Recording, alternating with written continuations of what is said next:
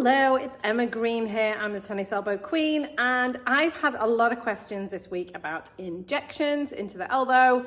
So the most common injection that people probably associate with tennis elbow is going to be cortisone. So back in the day, people discovered that putting cortisone into soft tissue injuries enabled football players to get back onto the field every single week in, week out. So they would inject them, they'd get on the field, they'd play, they'd feel fine, great. Until they didn't. And what started to happen is these football players started to fall apart, literally.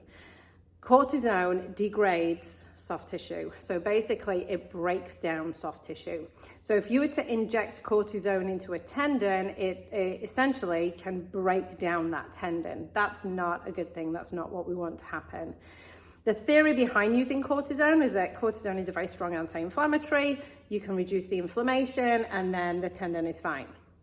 So it kind of didn't pan out that way. So most people who have tennis elbow don't have a ton of inflammatory cells there. They don't have a lot of inflammation there if they've had it for a long period of time. And so there's really nothing for it to work on. And plus the fact that we now know that it breaks down soft tissue, we don't want to be injecting a substance that is going to break down a tendon into a tendon. So cortisone is very old school.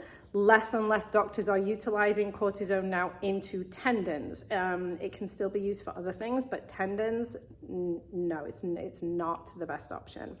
PRP was something that came out a few years ago and everyone's like, this is the new thing for tennis elbow. It's going to revolutionize it, and it hasn't. The jury is still out as to whether PRP works. I have seen some clients who've had PRP. In my opinion, they do exactly the same through my program as everybody else. So do I think the PRP made any difference? It doesn't look like it to me, and the medical research backs that up too. We just don't see much of a difference. There are other things that can be injected into tendons, vitamins or vitamins, enzymes, amniotic fluid, stem cells. I mean, there's so many different things that people have tried.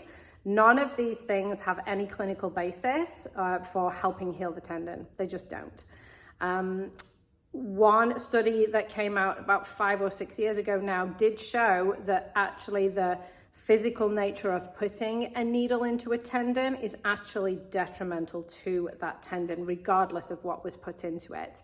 So the physical nature of a needle going into the tendon means that tendon cannot heal to the best of its ability that it could have.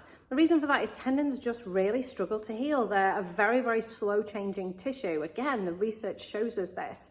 And so we want to do everything in our power to speed up the healing process, but we certainly don't want to be doing anything that's going to slow it down or be detrimental to the tendon. And injections, unfortunately, are detrimental to the tendon.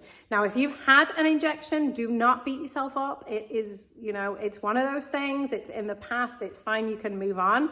You can still heal after you've had an injection, but just know that an injection does not heal tendons. It doesn't.